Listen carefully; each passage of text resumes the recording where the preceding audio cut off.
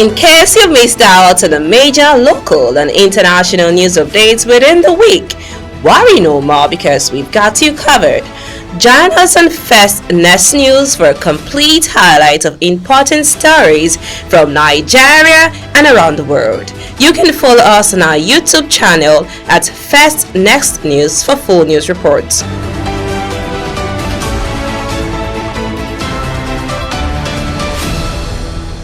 Hello everyone. A very pleasant day to you. I hope your day has been going great. I remain your humble host, Becky Usar.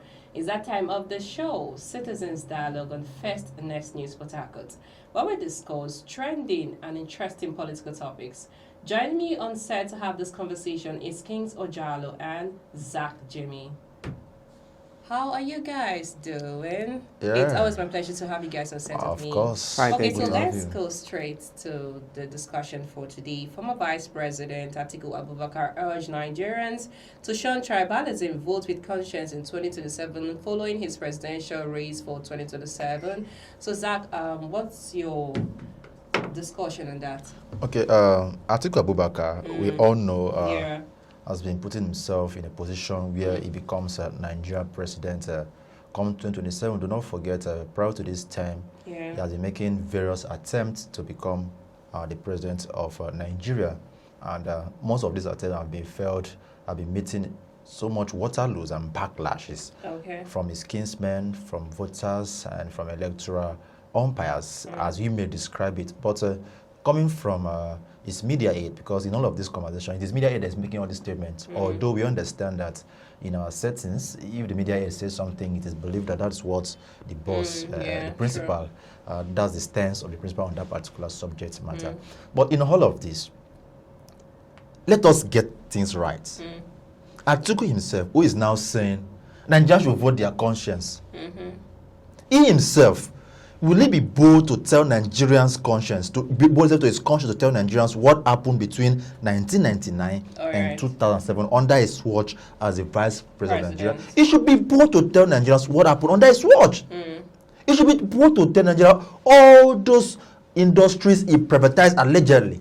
He should be bold to. You see, you cannot remove those things in people's eyes, where in your own eyes the girls are so much. So it's a two-way thing for Atiku here. All right, we understand that he has been trying to come up to become president, but he has been met with so much challenges. But then the truth remains is that there are so many unanswered questions, Becky, and until he's able to tell Nigerians what Nigerians need to know. Clear the script. So clear the script. Let us know what has happened. Let us know what happened. You can convince Nigerians that we can vote for you. Exactly. For 2027. Remember the words of Professor Patrick Lumumba. Yeah. He said, when you achieve so much as a leader, your works will speak for you. You don't need to start announcing or telling people I want to contest. Let your work speak for you. But I will tell you for free, one of the challenges he has been facing over time from 2007 till date that has truncated his efforts to becoming Nigerian president is the fact that he has so many cockroaches in his cupboard. He should tell us, and he should make it. You see, when we talk about electricity privatization, you cannot completely take out Atiku from the conversation, and so many and so forth. Even his former boss, Olusegun Obasanjo, once told him that you cannot become Nigeria's president. So we have so many things. So let us not dwell in the conversation of conscience and conscience. Will he be bold to tell himself in the conscience that he really meant well for Nigeria? Why did he jump from PDP to APC to ACN to APC back to PDP if he has the conscience? Let his own conscience judge him right in this case. Thank you so much. Hello. Do you agree with what Zach just said? Yes, Becky. Actually, the vice president has come out to make it clear and made the former vice president. The former vice president, rather. Thank you. Straight. The former vice president has come out to make it clear. Warning Nigeria about favoritism based on tribalism. Yeah. The thing is, based on what my colleague said, analyzing his own records, opening to Nigeria, letting them know, his past administration, what has he really, brought to the table of Nigeria that are they really benefiting from, or, he has failed in his previous administration as a vice president of this country. The thing is that Nigeria, indeed, I believe that statement, somehow I want to agree with him. If you look at the system of Nigeria, tribalism has really been the problem are we going to say that has really been a problem? In terms of, election and some other fundamental, activities that be happening in the country. Let me put it that way. Yeah, I think he's trying to give a statement that, look, Nigeria should be aware, should be eyes wide open to know the potential candidates that will suit. It might not be referring to his own self right now, but it is a kind of warning that Nigeria should also, you understand, despite his own legacy. We all know the legacy of the former vice president, he has really caused most, in his administration. There were some things that were not properly put in place. I don't want to go into that. But I think Nigeria should also stick to that statement. We should go through process in terms of voting the right candidate rather than being tribalistic in the system. Okay, just still on that, let's look into Rivers State. Similar Ifabara governor said he's now in a good relationship with FCT, Yesom Wike. Government, the democratic has been restored now in Rivers State. What's next in Rivers State? I kudos to the governor, Fubara. I think he's really trying to, play some fatherly role from my observation. It is a good. To all the crises that have happened in the past 6 months, and now he has resumed his duty as a governor. And he said due to what has been happening between him and the FCT minister, Wike, and then he has openly said that now he's now in a good relationship. So is there a Rivers people were looking forward to a better governance? Like there'll be more peace? Of course. Did they let him breathe the beauty to rule the state as a governor? Of course. I think from his statement, you will clearly see that, there's an excitement he has been reinstated back as a governor. But let us examine, leaving his own governorship position right now. Now, let's come back to the people of Rivers State. If you, as a governor, you have settled with so-called godfatherism, situation and all that. Now, are the people of Rivers State, that is the most important thing right now, are the people of Rivers, are they satisfied with this move? You understand? Are they pleased? You understand? Of course, we're satisfied because our governor is here. He's back to sit. Yes. Exactly. So that is one of the things, we should be looking at, because people now, they might be, how will I say, suspicious. There might be, I don't know how to put it, but I think I'm not trying to make it look as if the governor should start having some issues with, due to the previous problem that occurred during his suspension. I'm not trying to put it that there should be issues, but, I think whatever he's doing with the governor, whatever he's doing with the FCT minister, there should be an open written word to the people of Rivers State that, look, these are the things, these are what that's happening between me and the FCT minister and the president, so that it shouldn't be like a bias to the people of Rivers State, because we know the previous situation that happened during the time of suspension. So I think it's also a good thing, him and the FCT minister are having good times, so that it won't bring more chaos and more problem. Okay, thank you so much. Zach, do you agree to his conversation? Well, to some extent I will agree, and to some extent I will not totally agree.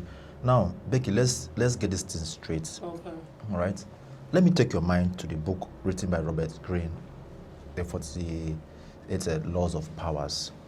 There's a particular law, according to Robert Greene, that says if you want to crush your enemy, crush them entirely. The reason is because if any remnant of them come back, all right, they will fight, and then they will remanate and then bring in more energy. They will revigorate.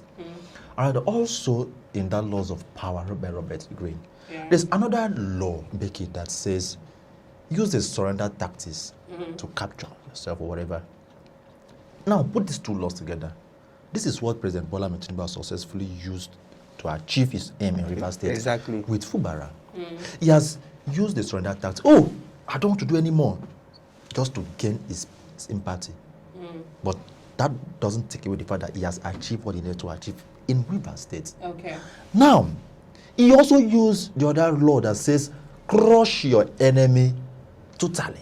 He has been able to crush Fubara. That is why he's not able to go back to Abuja. He came back from the same Abuja he came back from. He had to go back there, right, and had a closed door meeting with Mr. President. And what was the commercial closed door meeting? Oh, We have settled, we've had peace. Becky, do not forget, this is not the first time they've been having this conversation, they're making peace. The last time it was with the FCT minister, in short, they had a good time together. Yes. In fact, they had a meeting where they agreed that they want to make peace. But Becky, we all knew what happened. It was 6 months suspension. Okay. So what is new about this peace meeting? For me, it's just a show. It's just grandstanding. All right, it makes literally no sense. But in all of this, Becky, let me just tell you the truth. Simla Ifobara is so inconsequential in all of these things. What we should be struggling and what we should be talking about is the democracy of this country. It is not about Simla Ifobara. Tomorrow it may happen to somebody else in another state. That the president will just wake up one morning and tell you go to sleep. The president can just wake up and tell you, I've suspended you. I've suspended your deputy. I've suspended the House of Assembly members. What we should be talking about is how to stop this menace in this country. It's not about Simla Ifobara. Because for me, he has been twist. He has been circumvented. He has been deliberated. He doesn't have any power. Even his era as the governor, trust me, he will be working with the dictates of the president if only he doesn't prescribe to the APC. So what are we talking about? But for me, the peace meeting or whatever it is, all right, my concern here is that we should try as much as possible. Sure, the government of Nigeria should try as much as possible. We correct the wrongs. Sure. Because posterity will not forgive us, and will not forgive the government of the day if we keep patronizing and encouraging evil deeds. 2, I've just mentioned 1. 2, the people of Rivers State should understand that, well, by going by the virtue of what we are seeing, they are just an appendage of the executive arm of the government. Mr. President will not sit and then, okay, you said you do this, you do this. But where do we go from here? That is the big question begging for answer. Similarly, we just have 2 years. Let's just hope that he's going to even contest contempt if he has the guts. Thank you so much. Looking to INEC now, Professor Mahmood Yakubu tenure will be ending next month. Who will succeed him? What are we expecting, regardless of the election that just finished? Well, in INEC constitution, in Nigeria's constitution, there's always a tenure for the INEC chairman. You must serve, and when you are done your tenure, you go. But Becky, Section 153, Section 153, and Section 154, 1 and sub 2, gives the provision on the selection of the INEC chairman. And Section 153, subsection 1, says the president, all right, is going to appoint the INEC chairman. And sub 2 of that provision says he's going to send this nominee to the Council of State, where they're going to deliberate. And Section 3 of that section provision says the Senate will not approve.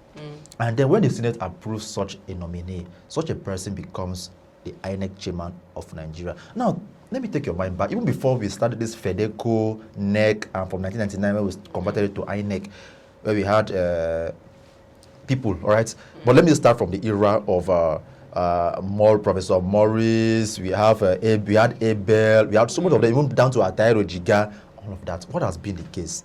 Have we had a free and fair election? That should be the main focus.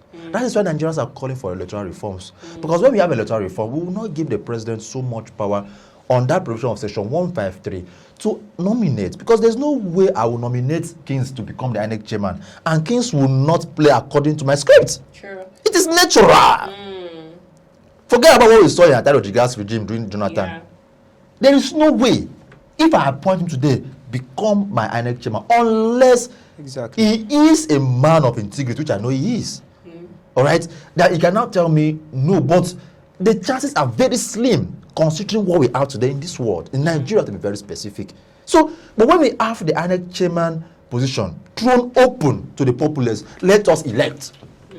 Then you will not see that the majority will not carry the day, and whoever emerges will do the right thing.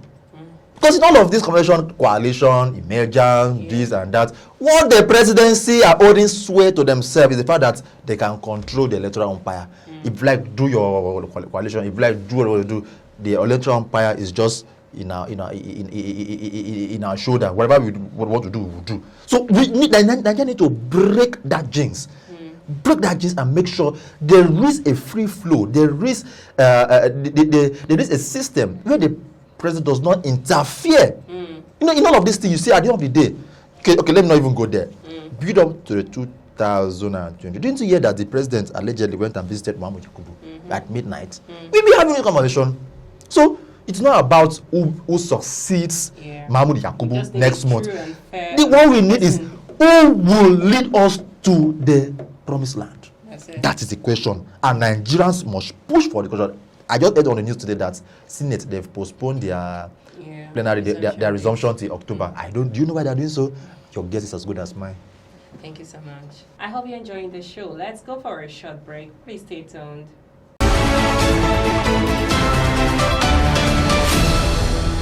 Welcome back. I hope you're enjoying the program so far. I remain your humble host, Becky Usoro. Still here in the studio with me. Joining me on this set is King Sojalo and Zach Jimmy. Okay, so over to you, Jalo.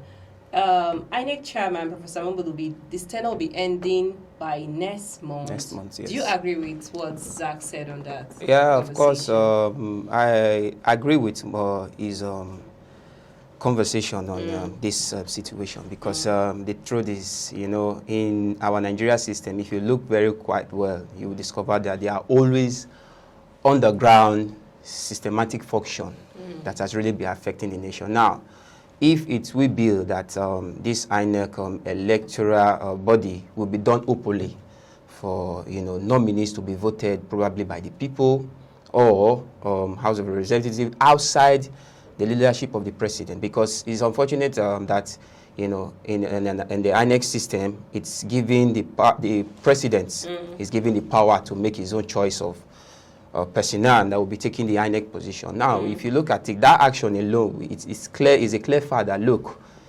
our electoral bodies is still dwelling under, a corruption system that has always been breaking down this country. Now, Yakubu Mahmood will be leaving next month. Now, definitely you will want to summarize, Becky, that, look, there probably will be an underground selection, not a proper election. Okay, but we're not too sure. Yes, well, of course. I don't really have the fact about that, but the system of the country will put it to you that, look, it is a clear fact that is an action that will or that might be taken. So I think the best way in the electoral body, in the INEC, the body in which presidents, governors, House of Reps, and leaders are being elected, to be properly handled outside, outside powers by the president-elect or whoever is in charge of the country, so that there will be deliberate move in terms of election taking. Now, the 2027 election, we all know the bulls and bears that are really happening towards that election now. And now that they are about to input a new elected INEC chairman, so definitely you should know that hands are really tapping that system of INEC in order for certain people to achieve their goals. I believe we should really understand. Nigerians are expecting the yes, because what Nigeria really wants, Becky, is someone reliable, someone who can stand his ground in terms of when an election comes, that will do the appropriate thing. You can testify to the fact that since Nigeria has been dwelling in this so-called democracy, in terms of election, there has always been tribulation and corrupt movement in the body of presidential election, most especially. So what Nigeria needs right now is someone who can really stand firm to his conscience and overlook substance. What do I mean by substance? And overlook offers given to him or her, so that Nigeria can really stand in real democracy or democratic system the way it's supposed to be. Because INEC position or INEC system is a very critical system in any other organization in Nigeria. So this is something that should be dealt with in a deliberate way. Thank you so much. Thank you very much. Okay, just to round off for this particular segment, over to you, Zach. Labor tax federal government on payment of arrears of public servants. What do you have to say on that? Well, it is only in Nigeria that we circumvent the truth. Yeah. We act as if we don't know the truth and we always try to dodge it. Now, by labor law, Becky, a worker, all right,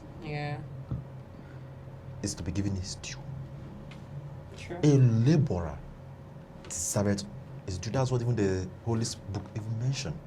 But you see, in our system here, it is one thing to cry. There's no job. There's no work. Unemployment very high. The president is always Don't do this. Don't do this. See? Then when the jobs are finally given, two things involve. Going to basketball, two things involve. One is either you are working and you're not paid, or you are paid and you are underpaid. If you are working and you are not paid, there are two things involved. It is either they owe you or you take to the streets. If they owe you, your luck is fine. They may use you as a caricature for political tool. Or pay you so win election. But if they use a caricature tool, your own is even good. I can go on this particular one, but it's not a joke anyway. But I can go on this. But you see, the question is very simple on this, Becky. We've speedily arrived at an avenue where we imbibe incorruptible manners. Because why would labor, all right, would need to be reminding government that you need to do this, do that? We have our tools as laborers. We have, it's that labor have their constitutions, labor have their mandate, labor have their code of conduct. Sure. Why not invoke this and issues like this? You don't need to call the government. Because when you see labor leaders who are whining and dining with the government of the day, what do you expect? You don't expect things like, don't expect any formidable result. Go to a certain climb where the labor leaders do not have any relationship with the government of the day.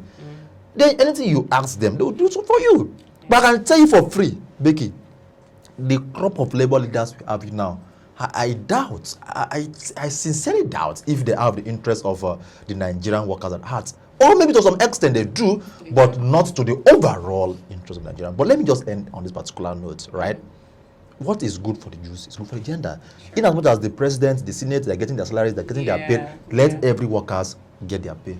Thank you so much, Jalo. Do you agree with what Zach said? Yeah, it's unfortunate that we are living in a system where a president of a federation, is more concerned about his trip to various countries, whereas neglecting those who are put themselves on front line, to serve the people is unfortunate. Sure.